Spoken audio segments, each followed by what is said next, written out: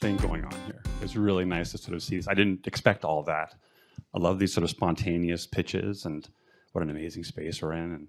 And thanks for having me here today to participate in this.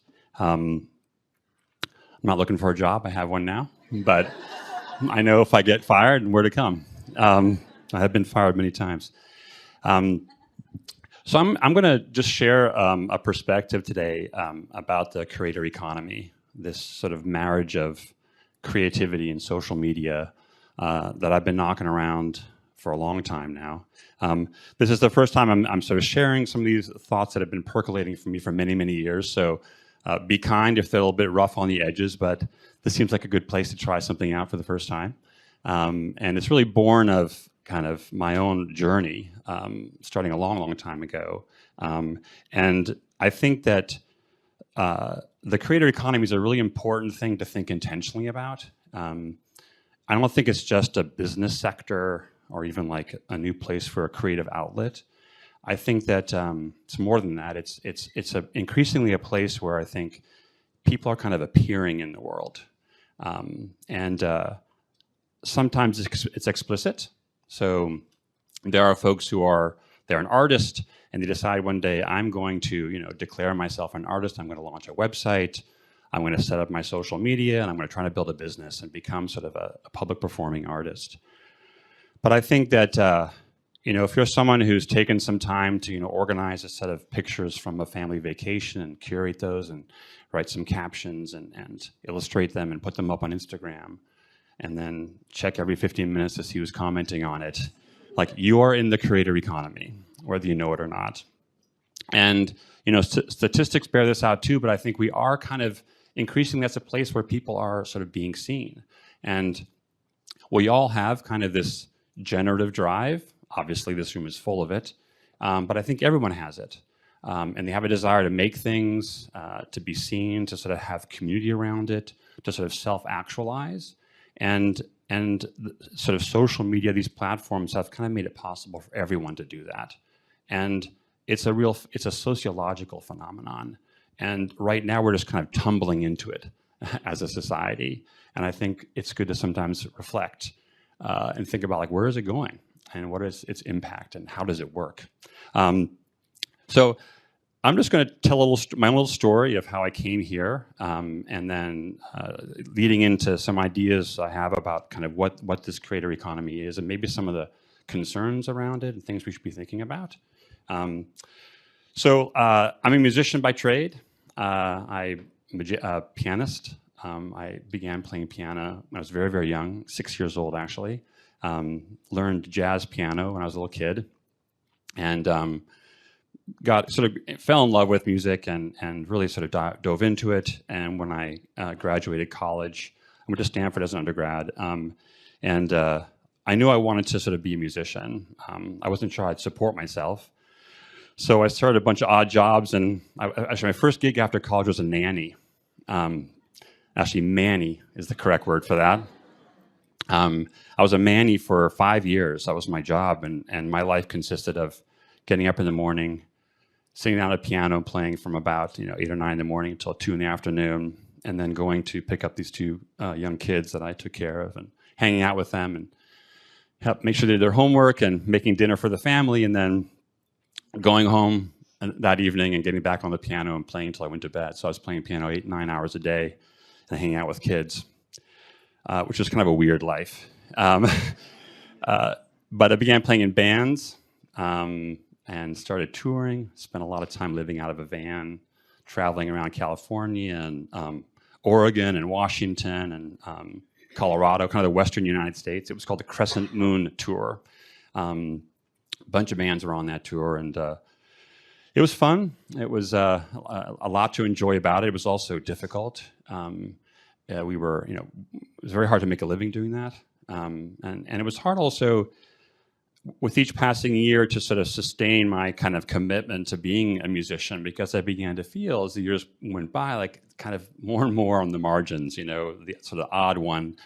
My peers, my classmates were of course on different paths. They were developing real careers, beginning to have families, and I was sort of this kind of wandering musician doing weird jobs to make a living, and I did my fair share of weird things as a musician too. It's marrying art with making a living is challenging.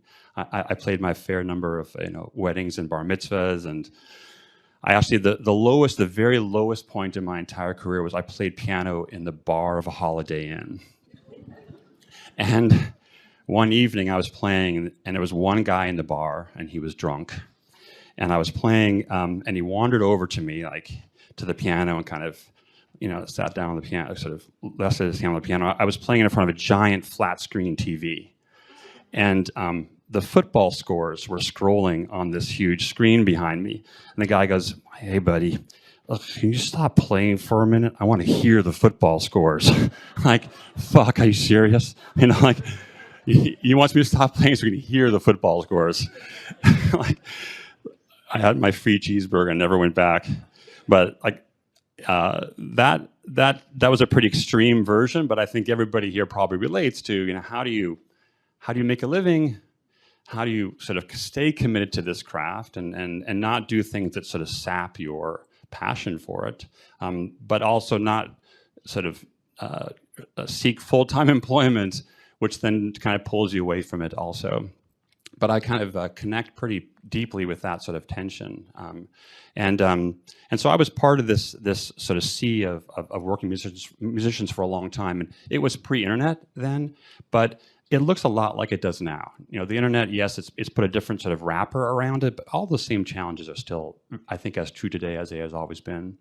And as I gradually tired of being in a band and traveling, and went into film composing for a while. So I tried that, my hand at that.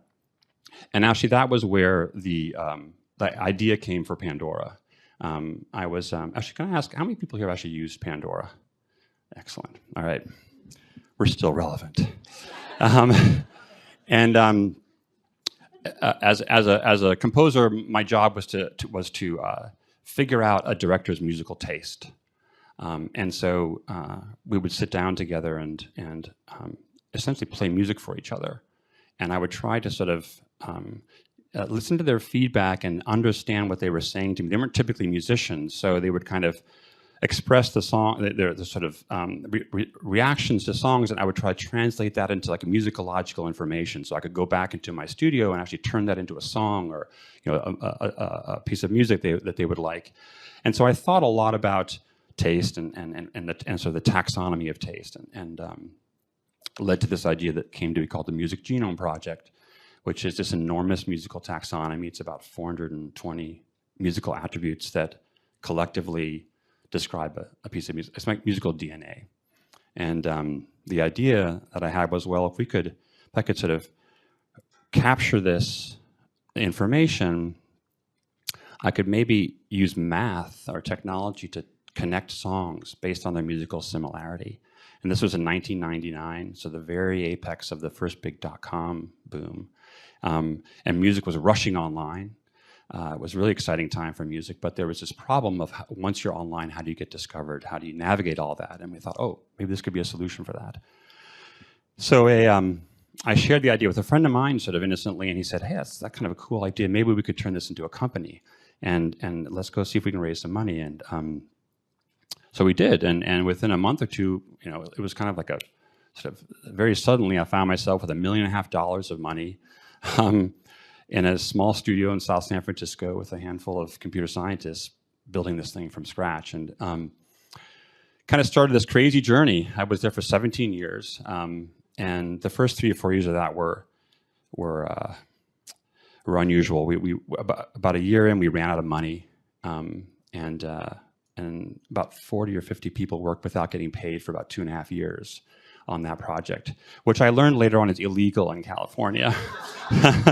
You cannot know this, that it's not legal for someone to ask you to work for, you can't even do it voluntarily. Actually, I was sued by people later on for that. But we went through 2.5 years of this, and I kept trying to sort of build a business, and I pitched Pandora 348 times before getting the next round of financing that we then were able to sort of pivot and take this technology we'd been building, and then to build a new product that we called One-Click Custom Radio that became Pandora. And it took off like a rocket ship. And I had this sort of wildly different experience for the next 10 years where we went from this tiny little sort of broken startup. I mean, at the end of 2003, I had 11 maxed out credit cards. I think I owed like $500,000 of like personal debt to friends and family. Anybody who had been unfortunate enough to cross my path during that time. And I was being sued for not paying salary. And actually I was going to go to jail because at the time there was no corporate veil protecting people that ran businesses from decisions that companies made. So I was facing jail time as well. But raised the money and then pivoted into this, launched the product, and then had this really interesting journey where we became a big platform. And after about 10 years or so, we had 2,500 employees. We had like 50 offices in 3 countries, and we had become like 10% of all radio listening in the U.S. So we were a bona fide platform, and we had gone public, and so we had shareholders and quarterly earnings and so on. And I found myself kind of slowly moving into being a business owner of a platform, and kind of in a way I didn't quite notice, began to think differently about the content that was on Pandora. And it went from being kind of music to content, and content that costs money. And how do I manage that in a business? And I participated in campaigns, actually initiated them ourselves, to lobby for lower royalty rates for the music we were playing. I actually became personally sort of a target of the industry. I had death threats. I actually had 24/7 security for about a year and a half over this issue. But as sort of an owner of the business, it wasn't like it was evil intent or anything, but I was just kind of running a business. And the truth is that disposition or mentality is the same for all the platforms upon which this creator economy is built, right? So the founders of all these companies at Instagram, Facebook, or Spotify, et cetera, I know all these, we all came up together, and I know what goes on in the boardrooms of those companies and how they think about content. Again, these platforms upon which all of you are practicing your craft. And we had a couple years after we went public, I remember we had a meeting where we debated whether we should start favoring songs that are longer because they were cheaper. And I remember a couple of days later thinking, oh shit, did I just have that conversation? That this music thing has become kind of how do I sort of control my cost? And it's not so much about, playing the right song for the right person at the right time and so on. It's like, let's do it as inexpensively as we can. And it's the reason that, some of these sites are actually using AI music now. If they could fill a station with free music of, waves crashing on the shore and build a business, they would do that. And again, it's not I don't think of it as something evil, or a conspiracy of any kind. It's just what happens when you become a public business. And we actually, as a company, were not ruthless enough. And what happened is, after we went public, we struggled to sort of sustain it all. But because we didn't build a sort of effective business, our stock tumbled. It did what's called breaking our offering price, which means it went below the price at which it went public, which is a big no-no for a public company. And then Wall Street kind of went after us, and we tried to fend it off for a while, but eventually got swallowed by XM Sirius. So the reality of sort of being a public platform is you have to do that. You have to focus on those things, because if you don't, you just don't survive, essentially. So I had this strange personal journey from being, again, like a musician, struggling with my music, playing in bars and trying to sort of hold that all together, to years later being one of these sort of, I guess, platforms, making all these decisions that kind of lead to all of that. And I think this is a fundamental characteristic of the creator economy that we have to be, I think, really aware of. The second part of that experience over those years was I was the public face of Pandora. So it was my job to interact with listeners and sort of people that surrounded the company. And I did that many ways. In the beginning, I actually answered every single email that was written to us by our listeners, and that was a lot of email, hundreds and hundreds of emails a day. And I tried to keep up, but eventually it just became kind of too much. We started hiring people to do it. Had a big team of people doing, actually 50 people whose job was just to respond to emails. But I experienced this, what it's like to face sort of a large audience on the internet. And I did an email. I also actually did it in person. So one of the things that we did was we held what were called town hall meetings. These were sort of impromptu events for Pandora listeners. And I traveled to cities all across the country, from small places. I went to Biloxi, Mississippi, and to New York and everything in between to meet with people, and had these wonderful kind of impromptu gatherings where we talked about music and sort of exchanged ideas. And it was a lovely, sort of wonderful experience. But as an individual, it was a lot, and it's exhausting.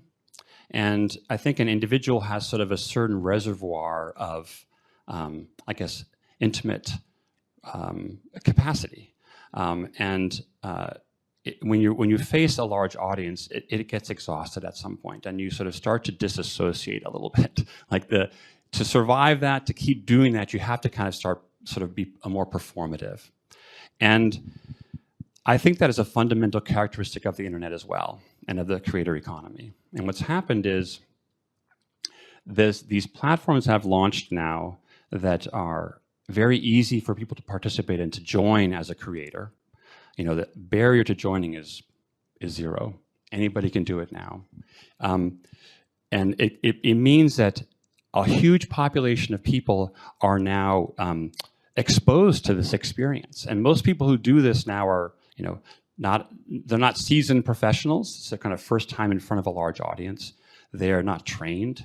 And they're doing it mostly alone. Like, this is a virtual experience. You're by yourself facing this audience, and an audience that has sort of a deep and unending appetite for interacting with you. And I think that creates sort of a basic challenge for people, which is you have a passion, you have this creative thing you want to express, but it's at odds with sort of being at an audience that wants a lot from you, wants to engage with you continually. And it's hard to sort of, I think, maintain sort of your, maintain that kind of joy, maintain that kind of creative energy, and also manage that at the same time. And I think it's the other dynamic about this that sort of exacerbates that some is, again, the platforms upon which this is being practiced are, the business of those platforms is to generate engagement. Right, so it's advertising supported platforms. So their goal is to get you to make stuff and make it faster and engage more and talk to these audiences and get that flywheel spinning. And so you kind of go into this sort of innocently and earnestly, and you're jumped onto a hamster wheel of that. It's like that churns and it kind of draws you in. And when I was at Pandora, we were thinking about this. How do we get people to listen longer, to interact more with the site, to do more of those things? And some of these sites actually even hire groups of psychiatrists that are professionals in addiction to understand how that works and to imbue the product with that, which is kind of maybe on the edge.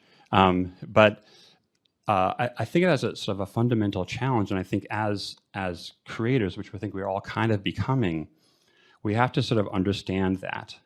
And think about how does creativity exist in these places with these platforms of this nature underneath them, and do it healthily, so that as years go by, you still retain that sort of joy, and it hasn't this sort of this quest that social media puts in front of you to grow and to engage and to sort of win and so on, doesn't interfere with that. And I don't think we think a whole lot about that. It sort of happens sort of invisibly. And I've spent a lot of time over the years with creators I've met many who have become very popular, very successful, and in them I see folks who have kind of you can see they've just sort of disassociated is a strong word, but they've developed sort of a veneer. They've developed kind of a robotic persona, which is a natural coping mechanism for just kind of this overwhelming input that comes their way. Yeah, and I think that those are obvious examples of that, but I think it actually trickles all the way down to people doing it in smaller scale. Even if you have 1,000, 2,000, 3,000 followers on that are interacting with you, that can actually be overwhelming for an individual. And so I just am thinking a lot about that and what that means for sort of what's ahead for us, because this is a reality and this is where creativity is happening. I don't think that's going to change, but I think in order to sort of sustain and support this creativity, we have to be conscious of all those things. And the new company I'm working on is trying to address this. I'm just going to do a quick illustration of what we're building here to give you an idea of like how we might cope with this. Interesting. It is harnessing technology. This is a short video I'm gonna play for you here. And the idea is because most people do this alone, can't afford a team to help them kind of manage all of this. How could we provide? Pause for a second. Yeah. How could we provide for each individual in some scalable way something to help them manage this? And that's managing both the kind of complexity of the operations, but also the emotional side of this. How can you be a companion for someone? And I know it's kind of odd to think about LLMs, these large language models, as a companion for you, but they can actually be kind of useful, empathetic, that in a way that I think is actually genuinely helpful for people. So I'm just going to pause. I'll play and pause a couple times, but this is what it would look like when you first log in as a user. So let me just play it. Oh, shit. Okay, don't use the space bar. The play button right there. Okay, great. Just going to pause, right? Okay, go. Okay, you can play. Go ahead, yeah.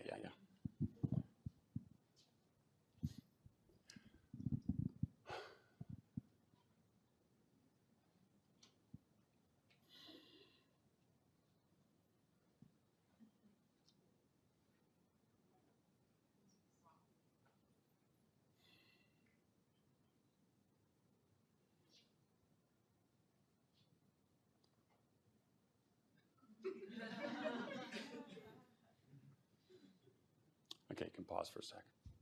So the first step is to try to understand you quickly as a creator. So what are you doing online? What are you making? Maybe what are you trying to accomplish? What are the nature of the conversations you're having with the people that are following you? What are they saying about, what's your exchange about? And that becomes like what we'd call training data, but it's your profile. And then you take that and you connect it to this sophisticated large language model and say, okay, Miss LLM, I want you to sort of help this creator.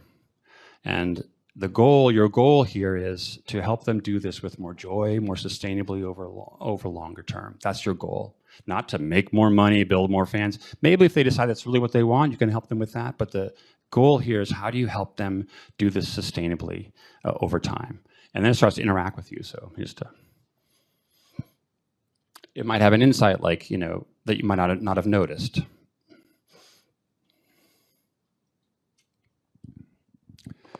This might be an insight that might help with your engagement.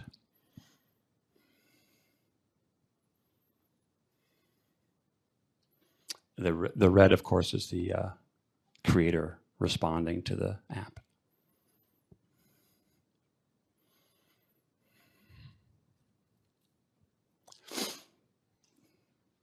Time elapses.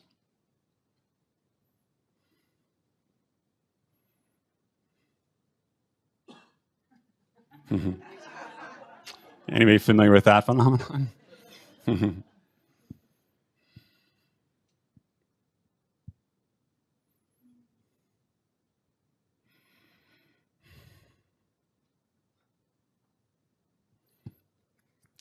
think we're all familiar with the idea of scanning your comments every day to see, who should I respond to, what's going on there, what are they saying?